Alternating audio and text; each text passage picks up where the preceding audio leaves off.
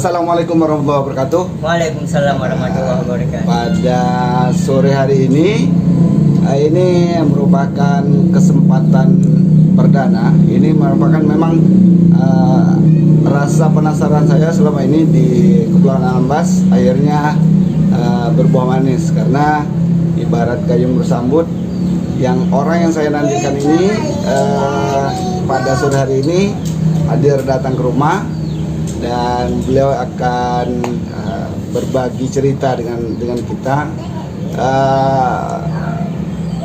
Beliau ini adalah seorang pesulap yang berada di Kepulauan Anambas, yang punya juga channel YouTube. Nama channel YouTube-nya Zeto Exco, ya. Ya, betul. Zeto Exco. Zeto Exco. Dan kita akan langsung berbual bersama dengan beliau. Ya. Oke, dengan siapa ini? Oke, assalamualaikum warahmatullahi wabarakatuh. Perkenalkan, nama saya Saputra Firmananda, kerap dipanggil teman-teman sebagai Zeto Exco. Saya umur saya ini masih muda lah, sekitar 17 tahun. Masih 17 tahun ya? 17 tahun, oh, Pak. Ya. Ya, sekarang saya sekolah di MA Fathahillah, kelas 3. Kelas 3. Masih sekolah ya? Oke. Kalau ini nama panggilannya Putra ya, seperti Putra aja, atau panggil Zeto Exco aja? Panggil Putra aja, Bapak panggil Putra. Oke. Putra ini memang kalau untuk belajar sulap ini saya kan lihat beberapa penampilannya di channel YouTube itu memang luar biasa, karena sepertinya saya berpikir apakah memang di Anambasnya ada guru sulap atau bagaimana. Jadi bagaimana ceritanya sehingga bisa mendalami ilmu sulap itu, ya? Oke, Pak, jadi gini ceritanya. Dulu kalau ditanya kapan minat, itu udah dari kecil, Pak. Udah dari sejak anak SD. Awalnya saya nggak minat ke sulap kartu dulu. Saya minatnya ke bidang hipnotis, biasa disebut di dalam medis hipnoterapi, Pak. Yang buat saya terinspirasi itu adalah cerita yang sinetron TV Uya-Kuya, yang dia sering undang orang hipnotis terus bercerita bla bla bla dan bla. Dan pada saat itu saya berpikir, ini pakai jin atau tidak. Lalu saya mulai, dulu itu Google udah ada, internet di sini udah ada, Pak. Saya mulai searching di YouTube, di internet, bagaimana caranya belajar hipnotis. Dan anehnya, ketika saya jumpa pertama kali itu dia bilang hipnotis pakai mantra ini loh, cara ini loh. Lalu saya tidak percaya lagi, saya terus telusuri. Nah, di hari kedua saya mendapatkan hasil yang membuahkan.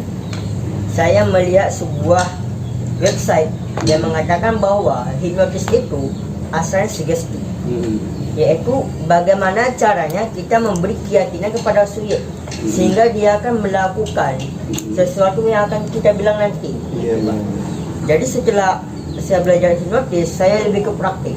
Karena kalau kita belajar, mau bagaimanapun, mau selamapun kita belajar, tapi kalau tidak ada praktik, nol hasilnya, Pak. Pastinya di bidang apapun itu, Pak, maupun di pelajaran, matematika, sains, IPS, pekerjaan, karena semua itu butuh pengalaman. Kalau mulai belajar sulap dan hipnotis ini mulainya dari tahun berapa? Dari tahun 2014. Memang belajar otodidak Pak dia? Otodidak. Kalau untuk hipnotis sih otodidak. Karena kalau untuk privat itu bahkan menghabiskan 4 sampai 5 juta, Pak. Kan saya masih pelajar tuh kan. Jadi nggak mungkin lah saya punya uang sebanyak itu kan. Nggak mungkin saya minta kepada orang tua saya, Mak, ya minta duit 6 juta, Mak, untuk apa? Belajar hipnotis kan aneh gitu, Pak. Kalau sambutan ya, terutama saat show di lapangan itu, bagaimana sambutan dari para rekan-rekan penonton? Alhamdulillah selama ini saya show di Karepa, respon mereka respect sekali. Tapi kadang ada juga penonton yang bandel tuh, Pak, ya. Ulangi lagi dong. Ada juga yang sok tahu, ada juga yang sifatnya menantang gitu. Jadi ketika saya show di Tambur Mada, ada sekelompok pemuda. Dia waktu itu saya lagi show bersama 2 orang dengan teman saya, namanya Rehan. Ya, alumni SMA Siantan. Jadi si Rehan tuh main dan just setelah itu dia diremehkan gitu. Jadi saya nggak tinggal diam pak. Jadi saya kasih permainan yang slow, juga kecepatan tangan. Nah, ketika udah sampai ke top the point, mereka tercengang pak. Kalau untuk anggota yang pesulap magician di Anambas ini memang ada beberapa orang nih. Alhamdulillah sekarang udah ada pak. Ada komunitasnya? Ada pak, ada komunitasnya. Apa nama komunitasnya? Magician Anambas. Magician Anambas. Pendirinya itu ada 3. Pertama ada Pak Nanda, dia seperti Bang PSM, dia itu guru saya. Dia itu berpengalaman menjadi magician di Tanjung Pinang. Dia partner daripada Imam Roman yang merupakan pusat legenda di Tanjung Pinang. Dan yang kedua ada Pak Surya Pratama Tanjung. Dia adalah salah satu polisi. Ya sekarang udah berpangkat apa dulu namanya? Enggak tahu sih. Iya. Jadi kalau untuk anggotanya ada berapa? Anggotanya alhamdulillah udah 20-an. Tapi kalau dilihat dari perspektif keaktifan yang aktif cuma 5-6 orang. 5 orang. Yang selainnya cuma pengen tahu aja. Iya. Tapi kalau untuk Anambas sih sudah lumayan ya, komunitas tadi saling belajar ya, berbagi ilmu ya. Kalau kedepannya nih rencana ke depan bagaimana? Rencana ke depan untuk apa, terus ingin mendalami ilmu magician ini dan hipnotis ini atau bagaimana? Jadi selama ini setelah saya memperdalami, saya semakin jatuh cinta dengan seni itu pak. Jadi saya berpikir bahwa suatu saat besar nanti ketika saya udah ada pekerjaan tetap, saya ingin terus menghibur orang. Iya. Karena ada juga yang mengatakan sulap itu bohong, menipu. Itu sih berbeda pendapat juga. Kalau mereka berpikir itu menipu, sekarang sebagai pesulap ya, pernah nggak ada pesulap merugikan orang-orang lain? Nggak ada ya kan? Kalau ada yang bilang menipu, apa bedanya dengan sinetron, ya kan Pak? Di sinetron dimanapun itu, semua itu nggak nyata, ada actingnya gitu kan Pak. Itu namanya seni, dengan tujuan menghibur, bukan menipu. Beda lagi dengan yang di jalan gitu. Yang di jalan maksudnya kayak gini, jadi kalau anda beli obat ini maka anda akan bisa makan paku, maka anda bisa makan api gitu. Belilah obat ini, belilah jimat ini, nah itu baru penipuan. Jadi kalau untuk street magician itu sering juga dilakukan ya? Street magician pernah saya lakukan di daerah Wisata PTDP sama ke Pembantu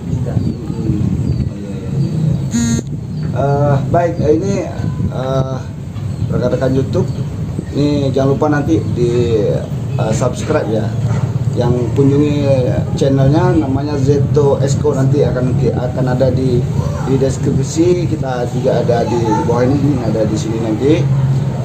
Dan setelah ini kita akan melihat apakah benar beliau ini benar-benar magician dengan usia yang baru 17 tahun ataukah hanya kamuflase saja atau klise saja, atau mungkin hanya casing aja ini, formalitas saja untuk mengisi podcast kita hari ini ya. Setelah ini akan kita lihat langsung bagaimana aksinya di depan anak-anak saya, 3 orang anak saya akan melihat langsung bagaimana mereka, si Putra ini melakukan aksi sulapnya ya. Baik, untuk podcast kita hari ini kita juga sampai di sini. Terima kasih Putra. Ya, oke Pak. Sampai ketemu dan kita tunggu aksinya sebentar lagi ya. Ya, sampai ketemu kawan-kawan semuanya. Assalamualaikum warahmatullahi wabarakatuh.